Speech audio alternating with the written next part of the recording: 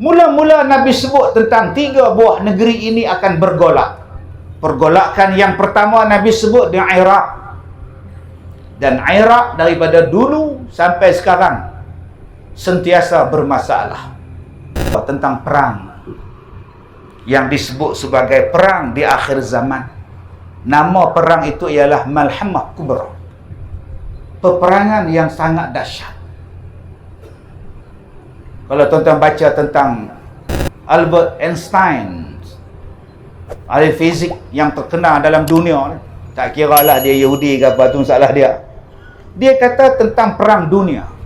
Perang dunia pertama, perang dunia kedua, perang dunia ketiga, dan perang dunia keempat. Einstein kata perang dunia dia ada sampai 4. Yang ketiga tu perang dunia yang melibatkan nuklear. Dan yang keempat tu ialah peperangan yang melibatkan senjata yang tak ada senjata. Yang tak ada senjata. Tak tahu tak ada senjata lagu mana. Pakai batu.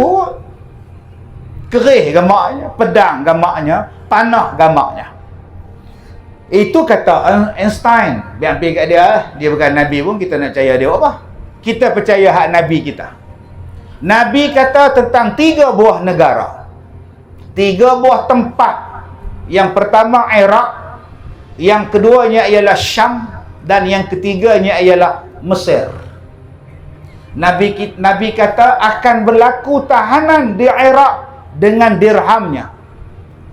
Akan berlaku di Syam mud dengan dinarnya. Akan berlaku takaran di Mesir dengan dinarnya. Dan kamu akan kembali seperti sedia kala. U'idtum min haitsuma bada'tum. Kamu akan balik semula macam kamu daripada asal. Kamu akan balik semula macam mana kamu dari asal. Kamu akan balik semula macam mana kamu jadi dari asal. 3 kali Nabi ulang benda ni tuan-tuan. Nabi kalau ulang benda yang sama 3 kali, itu menunjukkan bahawa benda tu penting. Benda tu akan berlaku dan benda itu adalah besar. Dan Nabi ulang, kamu akan balik macam asal, kamu akan balik macam asal, kamu akan balik macam asal. Mula-mula Nabi sebut tentang 3 buah negeri ini akan bergolak. Pergolakan yang pertama Nabi sebut di Iraq. Dan Iraq daripada dulu sampai sekarang sentiasa bermasalah. Orang yang mula menyebarkan Islam di Iraq namanya Sa'ad bin Abi Waqqas. Dia bawa Islam, dia sebarkan Islam di Iraq. Waktu tu Iraq belum Islam. Sahabat Nabi ni bawa Islam. Begitu juga di Mesir. Orang Islam bawa Amru al-As dan sebagainya. Umar al-Khattab hantar Amru al-As misalnya. Dan tuan-tuan cuba lihat orang Iraq, orangnya Arab. Dia berbeza dengan Iran.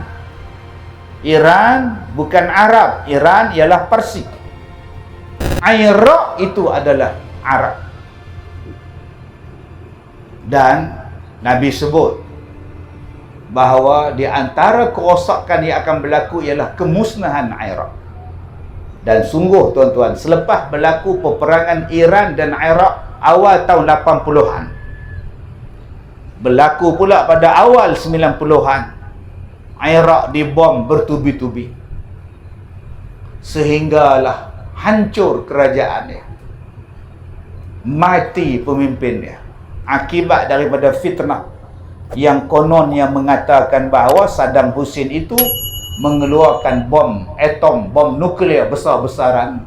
Akibat daripada fitnah dihalalkan diserangnya Iraq daripada penjuru kanan kiri atas bawah, dari laut, daripada darat. Dan bila jatuh kerajaan Saddam, sampai sekarang orang tak jumpa bom dia. Sebaliknya puak Amerika yang jumpa minyak, yang jumpa macam-macam, jadi sumber kekayaan. Dan Nabi sebut tanda-tanda kiamat, sungai yang terdapat di Iraq akan jadi kering. Dan pada masa itu muncullah emas-emas yang akan direbutkan oleh manusia. Dan hari ini tuan-tuan, sungai Euphrates dan sungai Tigris sedang mengering. Dan timbul kota-kota lama yang telah hancur. yang ditenggelami sungai beribu-ribu tahun, hari ini dah tumbuh dah. Kemungkinan lagi sekali tuan-tuan, Iraq akan berhadapan dengan kekayaan ini yang akan merebutkan berlakunya peperangan, dan telah berlaku. Yang kedua, kata Nabi, Syams. Dan tuan-tuan kena ingat, Syam bukan negeri Syria semata-mata. Syam melibatkan Palestin, Lebanon, Syria dan Jordan. 4 negara ini membentuk satu kawasan yang dipanggil Syam. Sekarang ini ada 4 negeri. Bagaimana mereka menghancurkan negeri Syam? Perancis ambil sikit, England ambil sikit, Itali ambil sikit. Dia divide and rule. Dia pecahkan negeri Syam. Palestin dapat dekat British. British dia bagi dekat Israel. Akhirnya sekarang wujud negara haram Israel. Dia pecahkan negeri Syam jadi lemah. Syria dia bagi dekat Syiah. Sampai sekarang tak aman-aman Syria. Begitu juga dengan Lebanon. Dia bagi umat Islam berpecah. Sampai sekarang tak pernah nyaman, tuan-tuan. Tuan-tuan yang saya hormati, Syria jadi lemah. Dan Nabi sebut yang ketiga, Mesir juga akan diporak-perandakan. Dan sampai sekarang tuan-tuan, Mesir masih lagi dalam keadaan belum aman sepenuhnya.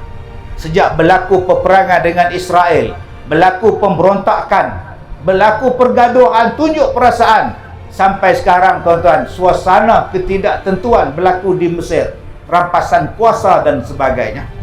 Dan kata Nabi, bila berlaku kerosakan ini, kamu akan kembali balik seperti dulu. Kamu akan balik seperti dulu. Maka ulama-ulama bincang, apa maksud Nabi kata kamu akan balik seperti dulu? Yang pertama, ada yang mengatakan bahawa kita akan kembali balik seperti zaman dahulu, iaitu umat Islam diseksa, dibunuh, dihalau dan sebagainya. Yang kedua, maksud kembali seperti dahulu, umat Islam kembali menjadi jahiliah, menyembah patung, melakukan kerosakan, melakukan maksiat secara terang-terangan, dan berlakunya kerosakan akidah macam zaman kamu dulu-dulu. Dan yang ketiga, ulama-ulama mengatakan bahawa pada zaman itu balik seperti dahulu, kamu tidak ada lagi peperangan yang melibatkan bom yang besar-besar macam sekarang. Kamu sebaliknya menggunakan panah, menggunakan kuda dan sebagainya. Batu jadi senjata. Jadi 3 pendapat ini merujuk kepada hadis yang saya bacakan tadi, bahawa bila berlaku saat itu, umat Islam salah satu akan jadi 3 benda ini, ataupun menjadi ketiga-tiganya. Maka ulama-ulama mengambil yang ketiga itu, disandarkan kepada ayat Al-Quran, surah Al-Anfal ayat 30. Wa'idtum, hendaklah kamu mensediakan kekuatan tentera kepada tentera berkuda sebagai sumber kekuatan kamu. Surah Al-Anfal ayat 30. Buatlah persiapan daripada tentera-tentera dan tentera-tentera berkuda. Dalam Quran sebut, tuan-tuan. Dalam Quran sebut.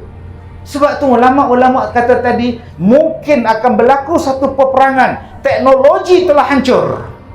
Dan pada masa itu manusia balik pada asal.